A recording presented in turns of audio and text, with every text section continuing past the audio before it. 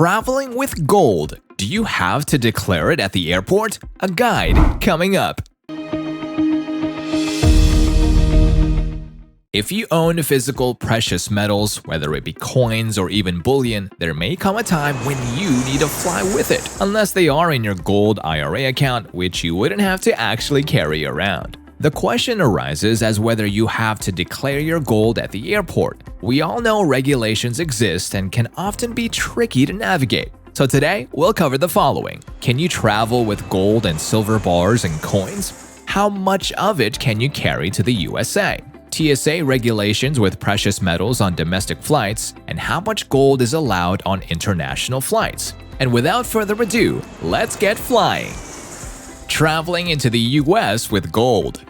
First, let's talk about bringing gold into the USA, especially as an American citizen. If you're traveling back home after being abroad, then there are regulations on bullion, coins, and even metals. In this case, you'll be dealing with US Customs and Border Protection's (CBP). Any currency or monetary instrument must be declared, and a FinCEN 105 form must be filled out if the value is over $10,000. So you might be asking, what's the difference between a currency and a monetary instrument? Currency is exactly like it sounds. It means actual paper or metal currency issued by a government. So many gold coins would fit this description and fall under this regulation. A monetary instrument can be things like traveler's checks, bearer bonds, stocks, and so on. In this case, you will not have to worry about it. So what should you do with precious metals that are not coins or currency? How much gold can you travel with? Technically, if we follow the strictest interpretation, bullion is not classified by these rules. Although not legal advice, it would be wise to also declare to a CBS officer anything if the value is $10,000 or greater, even if you wear gold on you or carry in your pocket. The reason is that you still may be stopped or questioned. You may even be charged with a false declaration. Of course, you may be able to argue these things in court, but this isn't how you want to start or end your trip. One important note is that there is no duty on coins, currency, or bullion, so there's no reason to try to underdeclare, as that will only bring possible problems.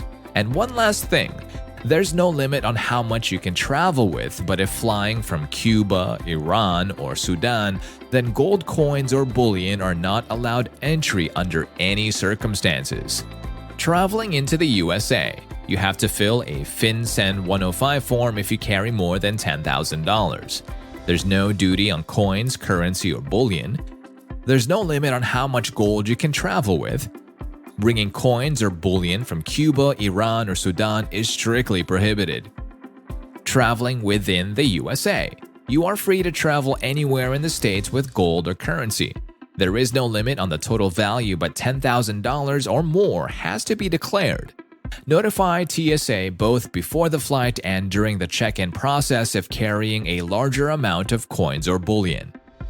Gold rules on domestic flights within the United States. We cover the process of flying into the United States with precious metals.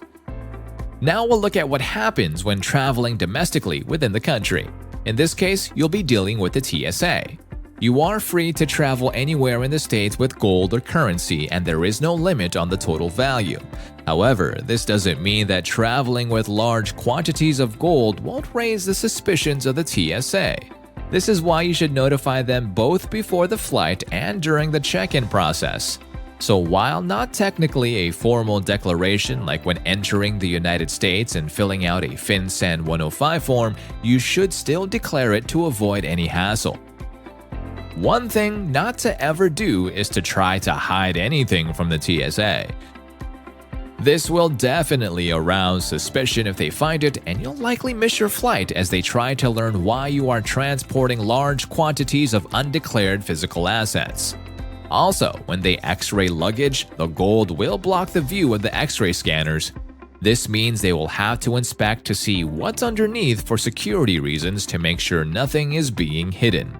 This is another reason why it's best to be as transparent as possible when at the airport.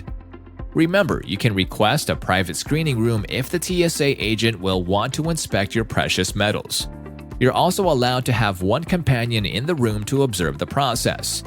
It's certainly to exercise this right, as you don't want the entire airport to see your bullion and coins on full display, and protect yourself from possible bad scenarios.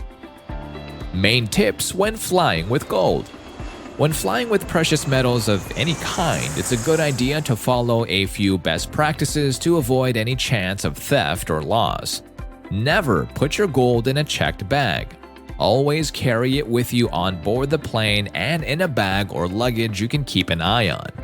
You don't want to store it in an overhead bin unless you absolutely have to. In front of you or under your seat is best. Next, if possible, try to bring along any receipt or invoice declaring the good as yours. This is not necessary, but if any issues do come up, being able to quickly show documentation that you own the precious metals will make the process much easier. This is especially true when carrying large amounts. Frequently asked questions. Can you bring gold and silver on a plane? Yeah, you certainly can. Your precious metals can be in any form: coins, bars, metals, etc. Just be sure to follow the TSA or customs guidelines to avoid any issues. How much gold can you carry to the USA? You may wonder, what is the US Customs gold limit? There's no limit. But it's unlikely that you'd be bringing precious metals worth millions of dollars into the country, right?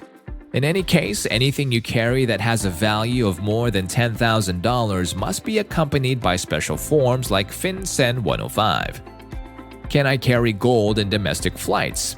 Yeah, you certainly can, and there's no limit. The rules are a bit more relaxed in a sense that you wouldn't have to provide the FinCEN 105 form. However, you still would have to declare your goods to a TSA agent. Make sure to do so both before the flight and when checking in. How much gold is allowed on international flights? Again, technically, there's no limit. However, just like the United States, other countries also have their own requirements and documentations. Check out the official websites on declaring goods in Canada, the UK, and the European countries. In the EU, gold coins and bars are to be declared as cash. As you can see, these countries have similar regulations when it comes to declaring goods that are worth more than $10,000, British pounds or euros, respectively. All in all, by following the tips and the rules we mentioned here, you should be able to travel with your physical precious metals and avoid any hassle or delays on your way to your destination.